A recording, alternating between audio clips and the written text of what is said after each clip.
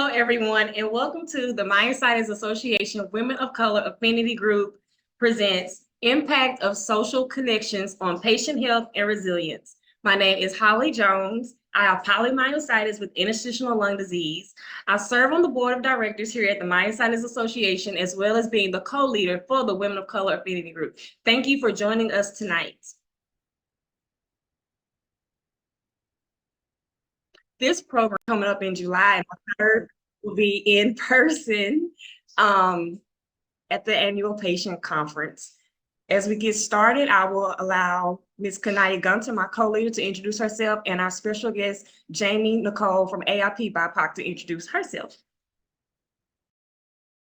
Hello, everyone. Thank you for joining us on this lovely evening. May is Myositis Awareness Month, so we do appreciate you guys for your participation. My name is Kanaya Gunter, and I am living in the Norfolk, Virginia area, living with dermatomyositis since 2007. I am the co-leader alongside with Holly Jones, serving on the Women of Color Affinity Group. So it's so good to be here on tonight. And I guess it's my turn. My name is Jamie Nicole. I also reside in Houston, Texas. I have multiple autoimmune diseases, like I know that many people do. I have Hashimoto's. Then I was diagnosed with narcolepsy type 2. And then recently I was also diagnosed with rheumatoid arthritis. I am a certified autoimmune protocol coach. And as Holly mentioned earlier, I'm also the founder and the executive director of the AIP BIPOC Network, which focuses on providing resources, community support to the BIPOC community who are living with autoimmune disease. Thank you, Jamie, and thank you, Kanaya, for your introductions. As you know, this program is provided by TMA Women of Color Affinity Group to support the community and enhance networking. Content presented in this session is for informational purposes only, and it is not intended to be a substitute for medical advice. I would like to read you guys our vision statement, and it is to champion and advocate for all women of color living with or caregiving for any form of myositis. Myositis Women of Color promotes awareness through our famous 3 E's: encouragement, education, and empowerment. We do have a mission statement, and it states, our mission is to unite and empower women of color affected by myositis and to advocate for their health and well-being by providing education, support, resources, and the backing of TMA's expertise. We are determined to reduce the disparity gap in myositis outcomes for people of color. As we foster a community of strength, resiliency, and inspiration, together, we will break barriers, challenge inequalities, and create a future where every woman, caregiver, and loved one affected by myositis, regardless of their race, can thrive. And so, you guys, let's get into this conversation, the general benefits of social connection. We have our first bullet that speaks on enhanced mental health, can improve physical health, faster recovery, increase longevity, and better coping mechanisms. So ladies, give me your thoughts on these bullets.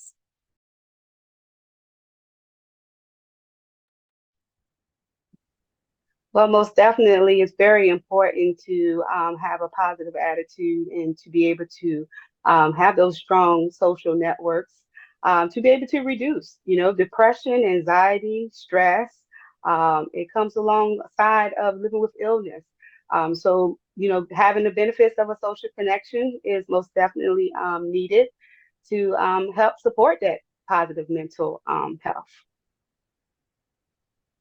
And I'll just add on, and I want to add on just by adding a personal story of my own. It wasn't with my first diagnosis with Hashimoto's, because at that time, I didn't recognize the symptoms as anything bad. I thought that they were normal because they weren't as severe as with my second diagnosis of the type 2 narcolepsy. But the process of going from my first diagnosis to my second diagnosis with more awareness really took a toll on me because I didn't know what it was. at all. I was going through the process of elimination. It was around, I believe it was 2016, 1 year after I had gotten diagnosed with the Hashimoto's. And so after I got diagnosed and I was feeling good, I went back to my old routine of, sometimes we often do, putting too much on our plate, focusing on work, more on work and not myself. But I was having all of these symptoms. I was tired all the time. And when I say tired, it wasn't your ordinary tired. I was unable to function. I had gone through several doctor's appointments over spanning a couple of years. And I did not know where it was coming from. I had tested my thyroid function. It was in the normal range. I had an Epstein-Barr flare, which I didn't know at the time. Once you have mono, at an earlier age, that you can have a flare, and that caused chronic fatigue. I had issues with fibroids, so I thought all of that was contributing to the fatigue I had. But after I got all of those things fixed or remedied, I was still having issues.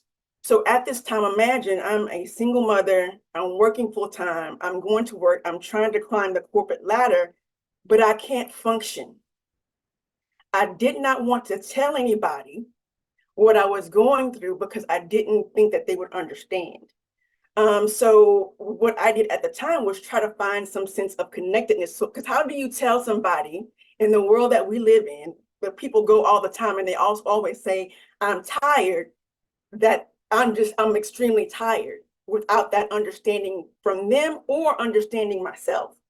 And so I didn't want to be dismissed as though it was all in my head and nothing was wrong. And I didn't want to show signs of weakness. So one of the things that I did that helped during that time is to find support groups of other people who were going through the same thing. And luckily, long story short, after I go through this turmoil, I finally did find, I guess, solace in a diagnosis, because I was able to find a community of people who were going through the same thing. And even though the diagnosis in and of itself didn't take the burden of the fatigue away right away, I still had to try to find the right medications. I still had to manage the right lifestyle changes. Having someone in my corner who understood made the world of difference. From my first diagnosis to my second, it was traumatic. I had never experienced anxiety before to the extent that I had. I had never experienced depression. I would wake up every single day crying and kept it to myself because I didn't think that anyone would understand. So the mental aspect of it, as Kanaya just mentioned, was taking more of a toll on me than the actual physical fatigue. And it became a big cycle because at the time I didn't know, but stress is a trigger for my symptoms, one of the major triggers for my symptoms. So I was going in a cycle that was not broken because I didn't have that connection of people actually understanding or some being a sounding board to me while I was going through the process of this new diagnosis. I had, again, was diagnosed with one autoimmune disease already, but the symptoms and the treatment for the second one was totally different than the first. I had no clue. I had been, trained as a certified coach, holistic health coach. But until you go through it and understand it for yourself, you really don't understand the toll that it takes on you. So the benefits of social connection for me have been game changing as a patient, but also as a practitioner who sees others with autoimmune disease. I know it's not just sympathy, it's empathy, because I've actually gone through and walked in their shoes. So I have a different understanding and can see things through a different lens than if I had not gone through that experience.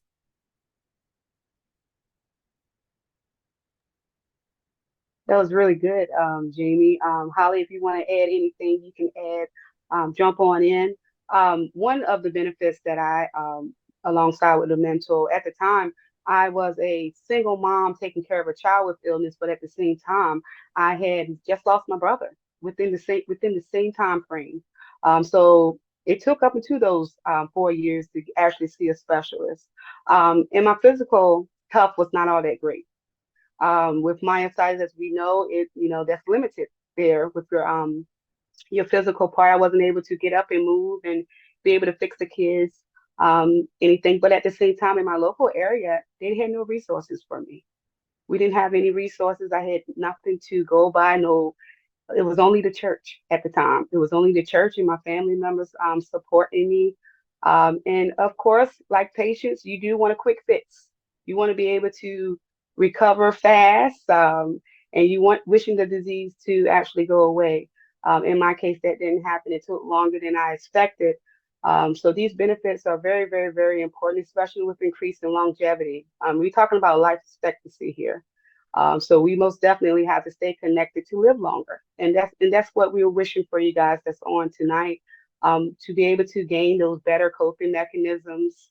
If you haven't got connected, it's right here for you tonight. We're going to give you some good information about social support and helping you as an individual to be able to, like Jamie said, stress, depression, anxiety. So most definitely. And I just want to add one other thing. We talk about it often from the standpoint of the patient, but I think these groups are also so important for your care network. It just warms my heart when I see caregivers in the groups either advocating or trying to find information for themselves or support from others. It's always good to have a support network. You mentioned church and family. Not everyone necessarily has that. And if they do, sometimes either that person isn't equipped or the patient doesn't have the strength. I remember a time, well, let's say my third time when I was going through this third diagnosis, even though I had been in support groups, even though I had the tools, there were a couple of days that I was just like, you know what, Lord, this is too much. And I had to go through the process of just crying in my bed for a couple of days. Having someone in my family who knew that what I was going through to be there for me, having people who I had supported before reciprocate that at a time when I couldn't necessarily advocate for myself was so important. So it's not just about receiving the benefit that you get from giving to other people who are in those situations or similar situations that you've already gone through. Sometimes it's medicine in and of itself. I always say the work that I do now is my testimony to the test, because there's no way I went through all of that for nothing. So for me to be able to support others in support groups through roundtables and webinars like this, for me, it is not only ministry to others, but ministry to myself, because I'm able to help someone else not go through the hardships that I went through, and maybe decrease the time to diagnosis or not go through all of those hurdles. So it gives me a sense of purpose in spite of my chronic illness. And hopefully others listening can take that away as well, and get more involved in support networks where they can also give as well as receive. Yeah, that was beautifully said. I love how you said it not only administers to them, but it administers to yourself. And, there's that old song, encourage yourself, even when others cannot do that or you feel alone. And it really does, I truly believe, increases the longevity. When being diagnosed with rare autoimmune diseases such as ours, the prognosis is not always a pretty picture. When I was diagnosed at 19, there's like before you're even 25, you're going to need a lung transplant. And depending on these factors, you may not even get the lung transplant. You may not live to see 30. So I'm walking around with a death sentence in my brain thinking, I'm not even going to live long enough to do anything that I want to do anyway. So my mental health was shot. And not only, shot just from receiving news like that, but I was 19. I was in my first year of college, enjoying life, being your typical college girl. And that all got taken away from me within a matter of a couple of months. So when you're losing friendships and you're losing, I have to say, family members who don't understand what you're going through, because they look at you as like you just was doing all this stuff, like you were hyper, you were doing things, and now you're saying that you can't get out of a chair. Stop being lazy. Stop do all these things that they say to you as a young adult who was very active. And so my mental health was just gone. And I really and truly believe that the social connections that I created, and I must say later in life, has prolonged my life. This group has given me a purpose and a vision and a mission, and all those good things, all that good hope, that good faith, that good drive to keep going. And I do think that when I'm in and out of the hospital, I'm able to recover faster because I'm thinking, I got my girls with me. They praying over me. They want to see me thrive. They want to see me do well.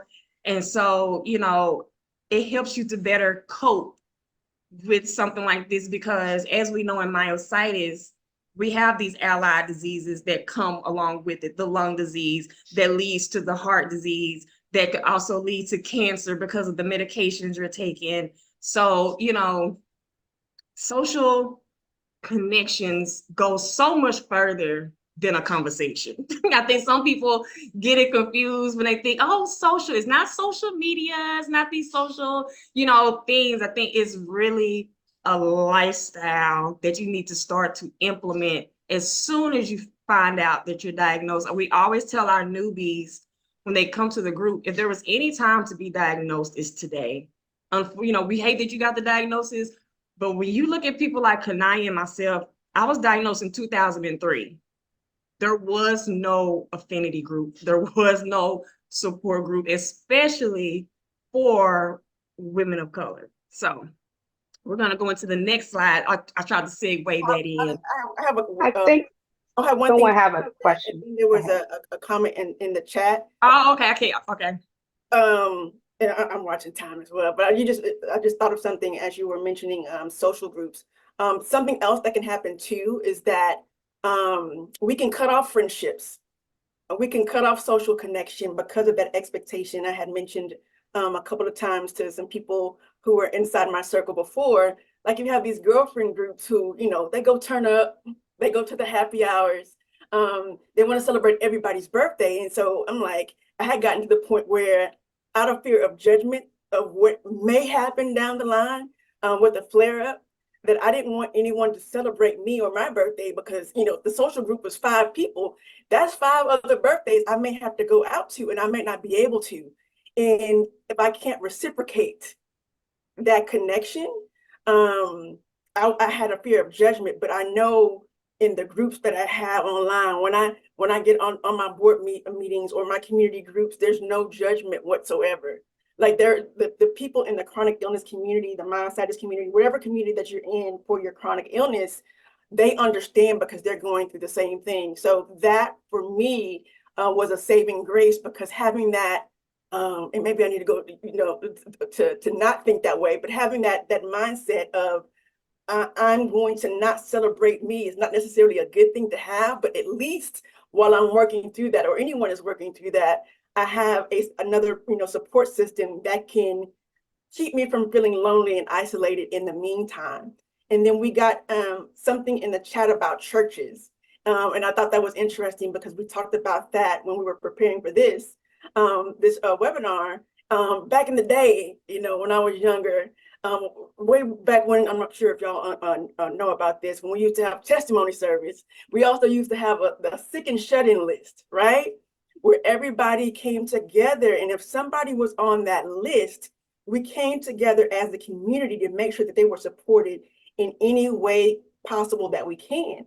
And as far as chronic illness is concerned, that's the ideal, because when you're up, somebody else is down and vice versa.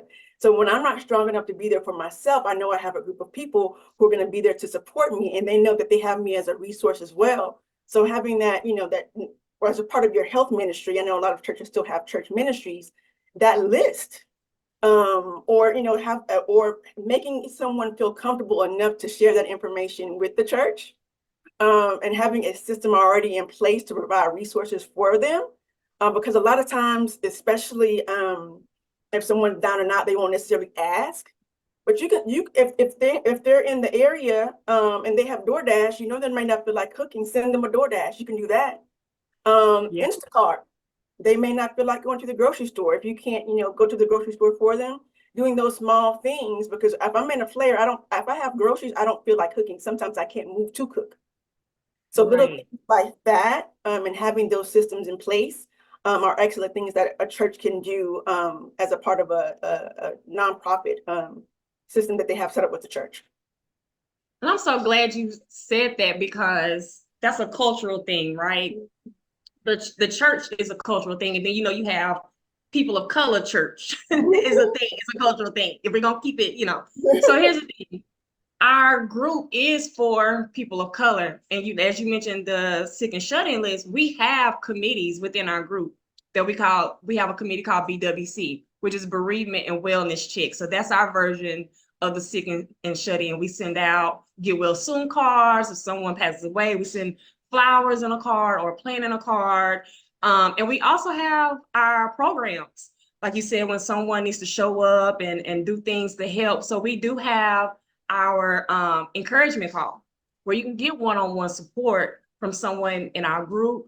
And then we also have the Myositis empowerment program, which is where if you are alone and you don't have any friends or family that can attend doctor visits with you or that can attend anything that you need help advocating for yourself or needing help with, we have that program for you where we will find someone in your area that is a part of the group that we trust and that we have vetted in a process, and they will show up and be there with you and hold your hand through whatever it is that you need help with. And so I'm so glad that you mentioned that, because I think a lot of people don't know that our group hold these committees and that we have these programs that are implemented within our group.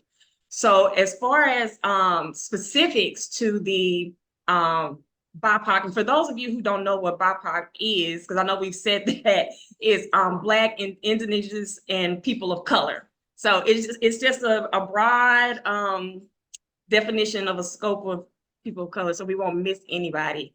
But so access to resources, it says strong community ties can improve access to health resources and information and advocacy.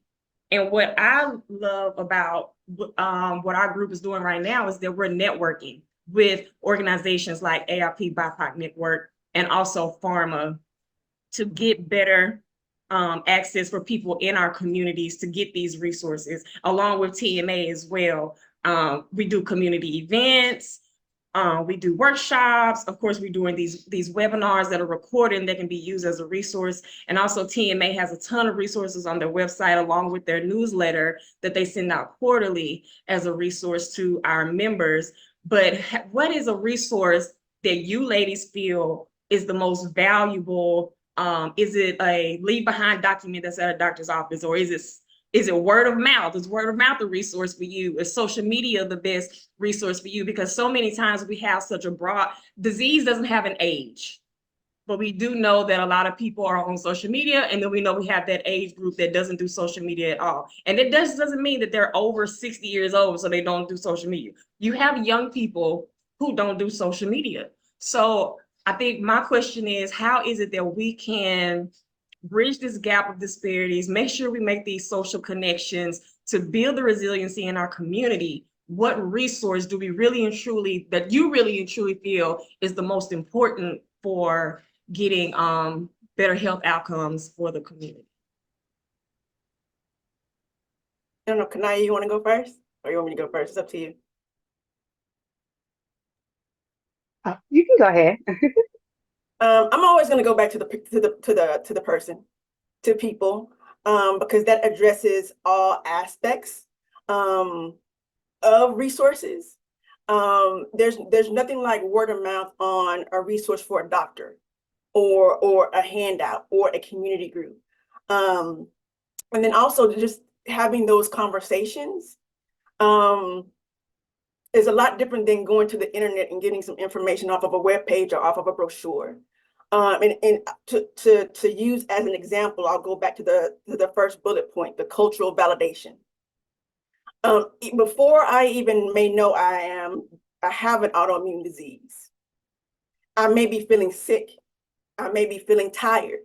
But if we're tying it back to specifically communities of color, sometimes being sick and sometimes being tired is seen as a sign of weakness, especially in communities of color, especially with women.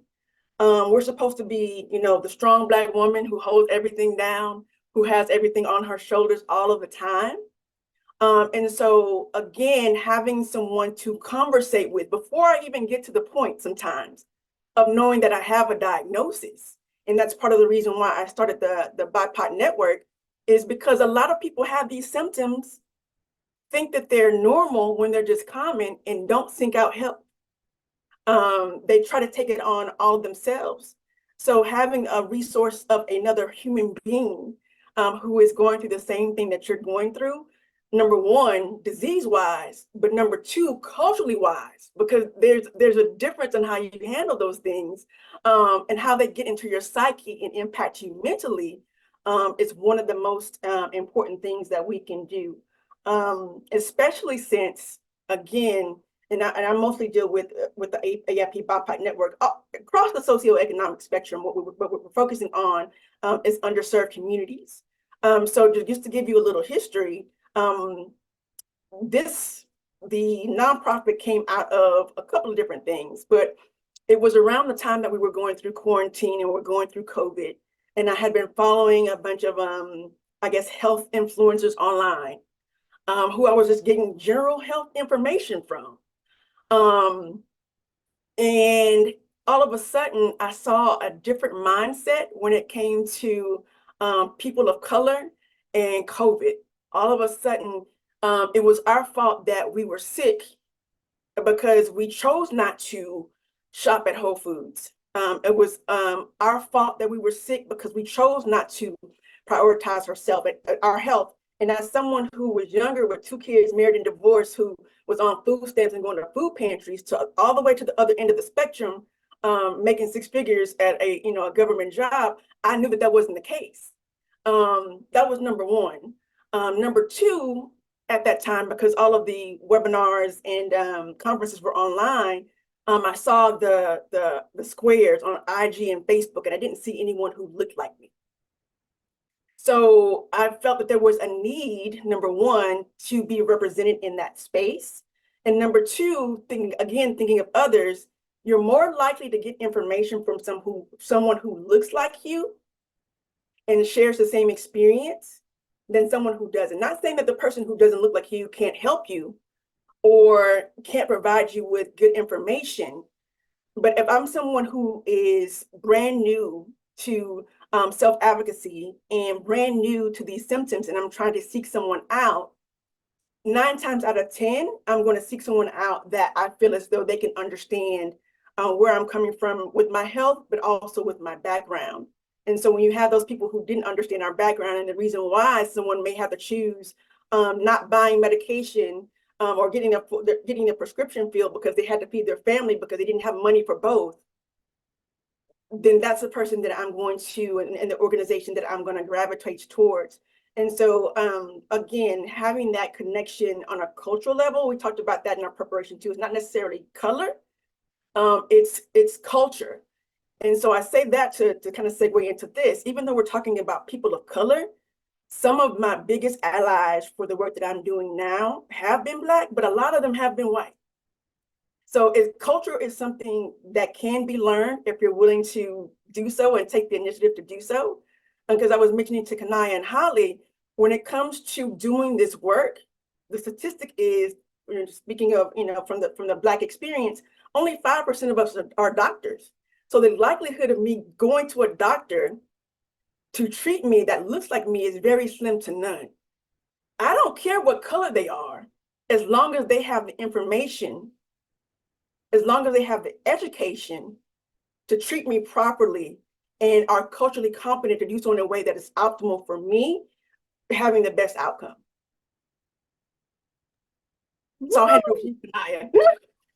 I'm sorry, my mouth. Thank you for saying that. Oh my God, we've had several conversations, but that just spoke to me, and I'm so glad the audience was able to hear that and to hear the history. of how the organization came together, because it is a cultural thing. And I'm going to segue into the second half, because we are on schedule. We're going to stay on schedule, but I'm going to segue here into the second half, and speak about the cultural connection for me. Because when I was diagnosed at 19, there was no one who looked like me at my age. And fun fact is that in my hometown, we didn't even have a rheumatologist. So I had to drive hours outside of my hometown just to be seen. And then on top of that, I suffered. I say suffered because I felt so alone. From 2003 up until 2007, it was just me. And it was just me trying to explain to everyone and convince everyone that the disease that I had was real and that it wasn't some weird thing. I'm not going to tell you all the bad things I heard about what they thought it was, but that's just people being people. But I say this to say that I was watching one of my favorite shows, which was Mystery Diagnosis, and a Black woman came on the screen. She was sharing her story on there. And I thought, oh my God, this woman is having every symptom I've had. I have been misdiagnosed.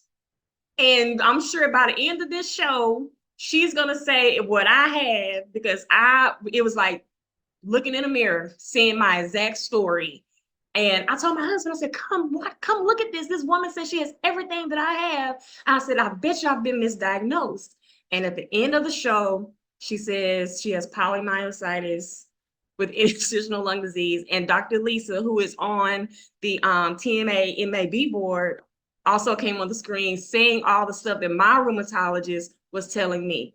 So my first experience, my first connection, my first resource was through television, of seeing another Black woman who has the same disease as I have, but it was a mission. And I kept that on my TV for so long to show my family my disease is real. It's not in my head. I don't have this leaky gut and all this, all this other stuff that you're trying to tell me that I have. It was validated. And to show them, like, this woman still has a life. She has a daughter, she has everything. So, I was like, I don't think that what my rheumatologist was telling me was wrong, but I don't think everything he was telling me was right, because he had never seen my case before. He had only seen 2 other people with myositis, and they were older white females, and one had passed away within 5 years. So that's why he told me what he told me. But the thing, I say this to say also, you must share your story.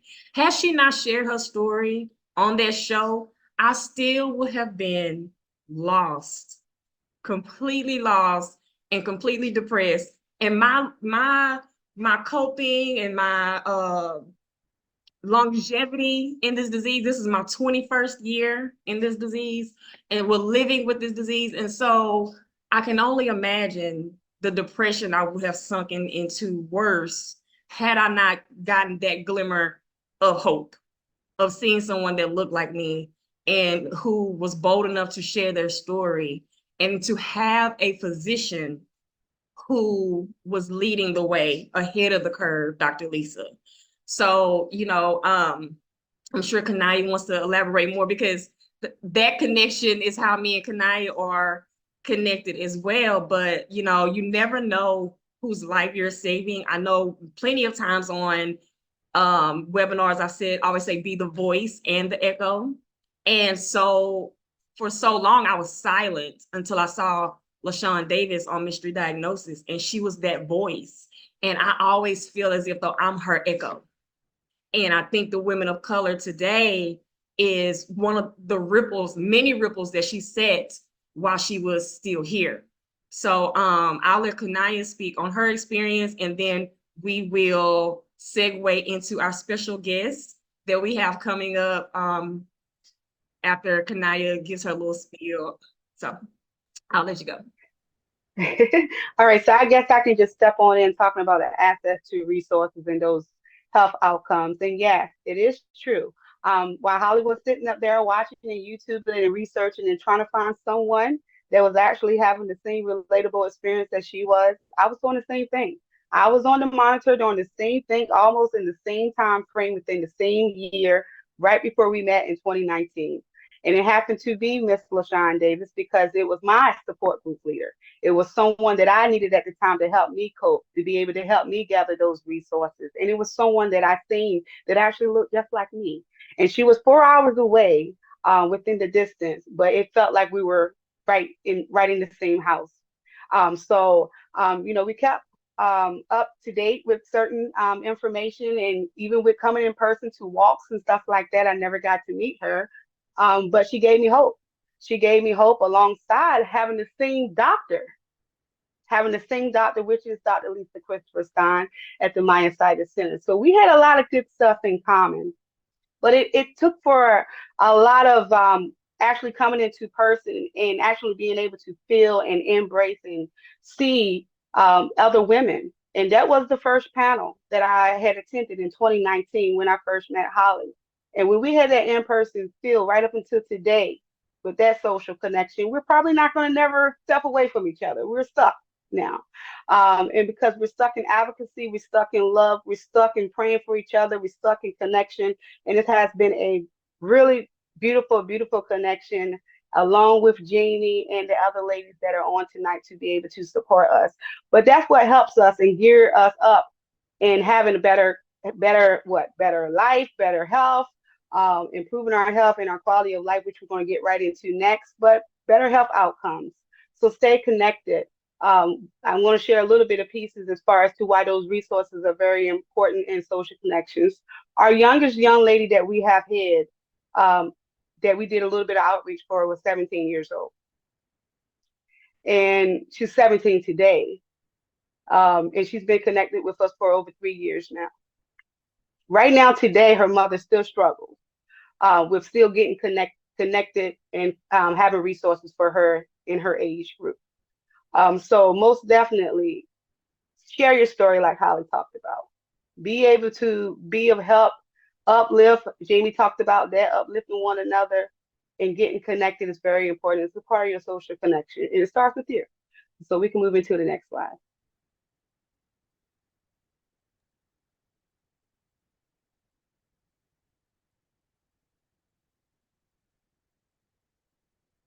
Special considerations for BIPOC individuals with autoimmune diseases, cultural sensitivity and support, addressing health disparities, and community-based interventions.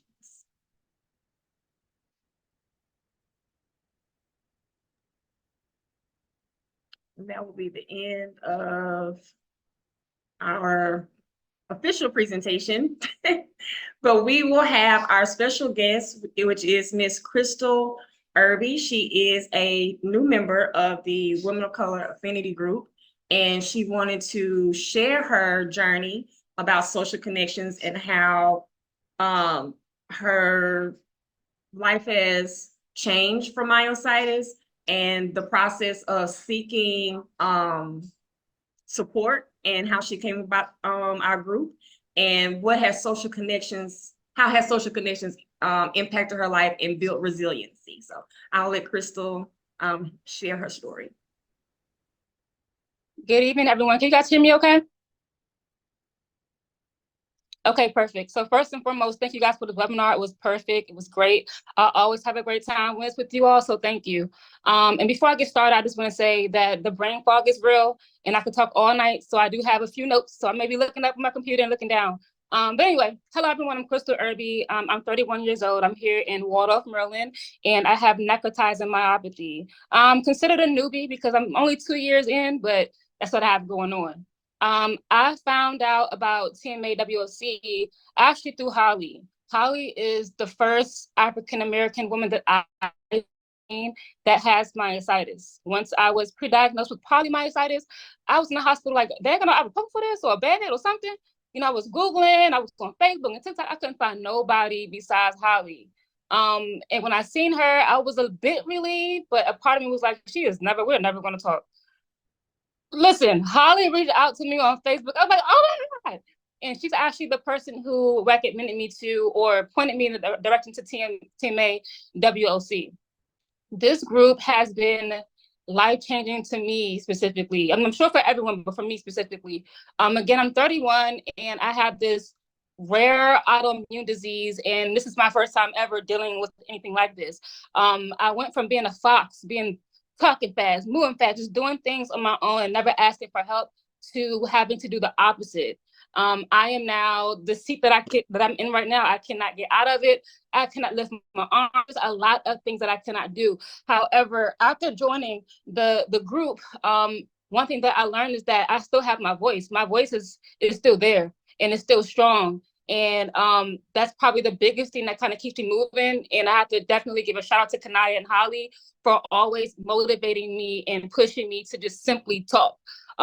Again, with the group, I did join at the very beginning, but for a while I didn't say anything. I didn't comment. A lot of times I didn't read it because a lot of the things that I've seen, it just looked too much like me. And it hurt my feelings that there are actually other people out here that's dealing with the same thing. So I don't know, maybe it was a step in my grief stage or whatever, but I kind of eventually moved to the point where I'm like, okay, Crystal, it's okay. You're not alone and you cannot get away from it. Regardless of how you feel, it just is what it is. Okay.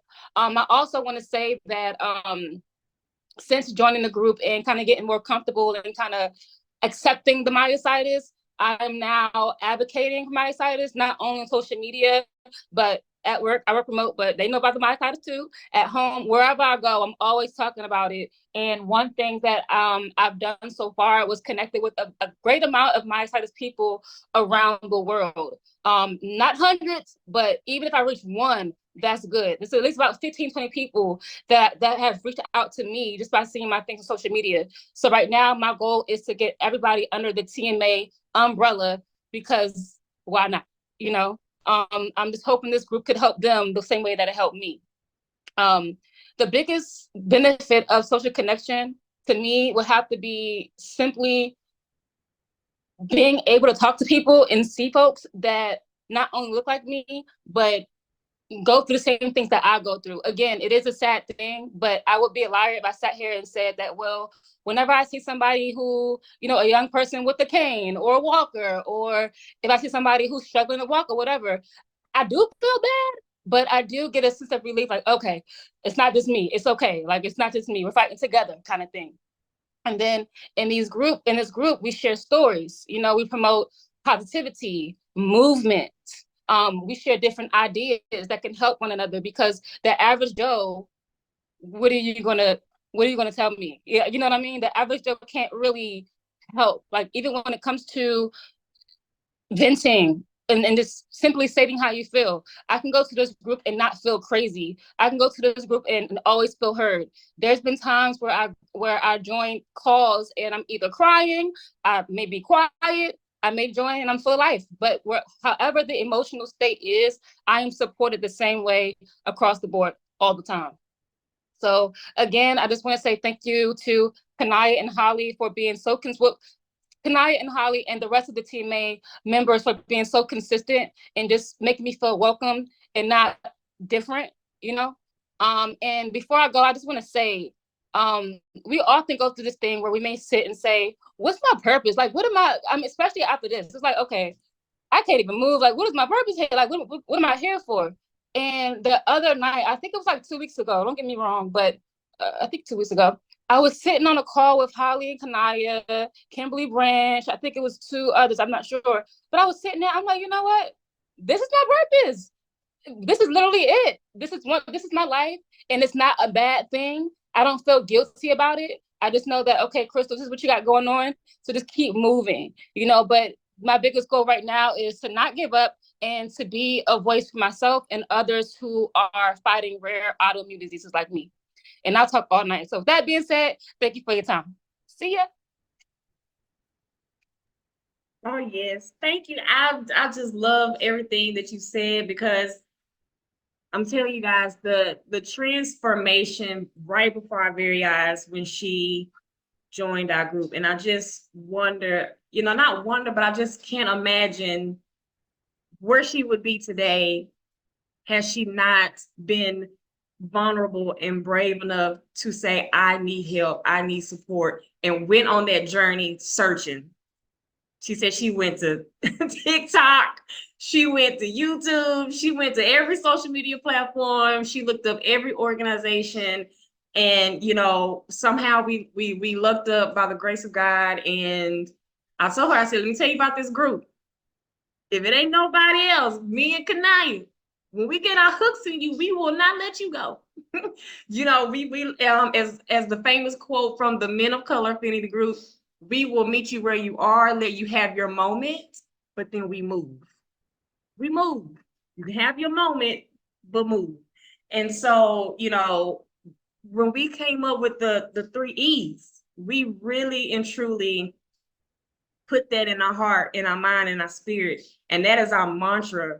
We want to, the first thing we do is encourage you. We meet you where you always say, when you come into them church doors and you want to sit on the back pew, that's okay. I'll come back there and sit with you. But eventually, you're going to be on that third, second row. We can't sit on the first row because that's where the deacons are. But we're going to be on that second or third row by the time you get, you know, get into our group really good. And so once we encourage you, we know that you are in a space to learn. We want you to be eager to learn everything about this disease, because when you're in the depression mode, you don't want to talk, you don't want to learn, you want to do nothing.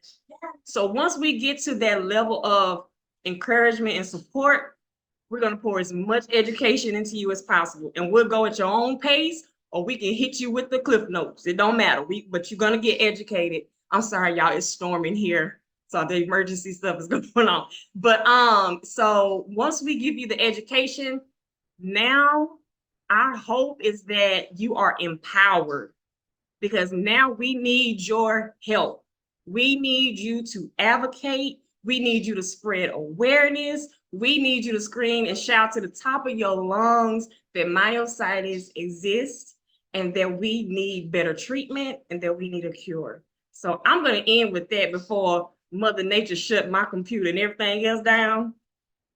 I'm gonna let my co-host, my co-leader, Kanaya and Jamie, to come in on the back end. Well, I just want to say thank you guys for joining. And you guys are most definitely in the chats and engaging, and we love that. But most definitely, we talked about the 3 E's, and we talked about support groups, and those relationships, they really do enhance overall health and well-being. And as you just heard Crystal talk about, you can hear it. You know, she has a purpose now. She's aiming for a purpose. You know, she went through that denial stage, you know, and still a little bit of bargaining and acceptance, but she's finding her purpose. And that's what we want to be able to help you do with staying connected, most definitely. And just looking at the whole person. You know, social connectedness is about looking at everything, your mind, your body, your spirit, the physical part, your emotional part. And that's what we do as a whole. In getting connected, you know, staying connected with us. We look at the whole person, and we're meeting you right where you are, right where you are. And I encourage you on today, if you're not a part of you know, a support group or a community or a tribe that you feel, most definitely do your research and get connected where you feel at home, where you feel at home. Jamie mentioned earlier on this week about sisterhood. You know, she's not living with myositis, but you know, she's living with Hashimoto, but it's about coming together and belonging in that sisterhood. So, Jamie, you want to add anything before we leave? Sure, I just want to piggyback off of what Crystal said, because it was so empowering, and I think it's important. When you don't have anything else, you have your voice. And I know a lot of times we kind of die to self or what we could have been if we didn't have this disease, but you have a purpose. As long as you're still here, you have a purpose for your life in spite of what you're going through. And if you can't do anything else, you can use your voice and be of benefit and of service to others just by speaking your story. So I just wanted to close with that. Make sure that you stay connected. Holly and Kanaya, thank you for having me on. I appreciate it. It's been a wonderful conversation. And anytime y'all need to reach out to me for support for anything, let me know and I'll be there for you. And I know it's already been reciprocated, so I thank you very much.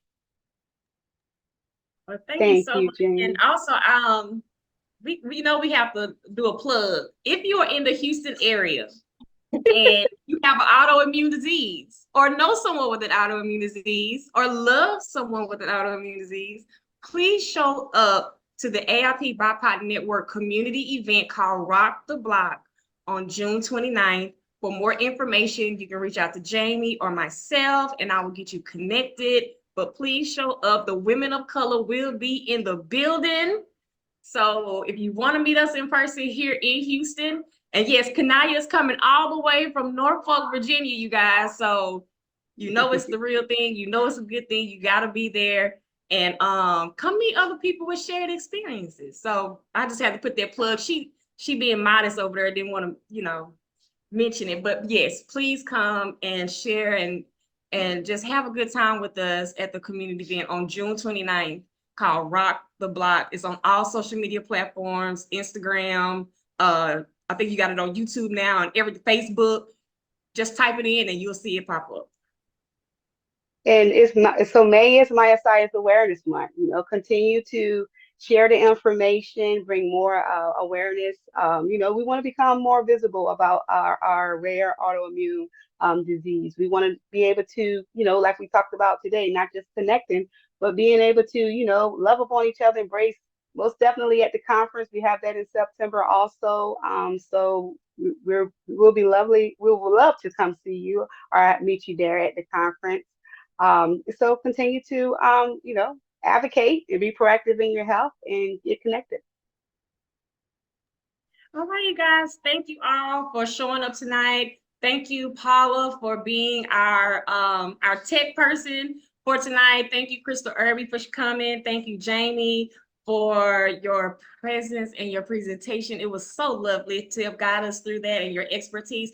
And of course, my love. Thank you. So much. And if I could leave y'all with anything tonight, because we spoke about depression, we spoke about hope, we spoke about empowerment. Live your life in such a way for those who don't know what positivity is will come to know it because they know you.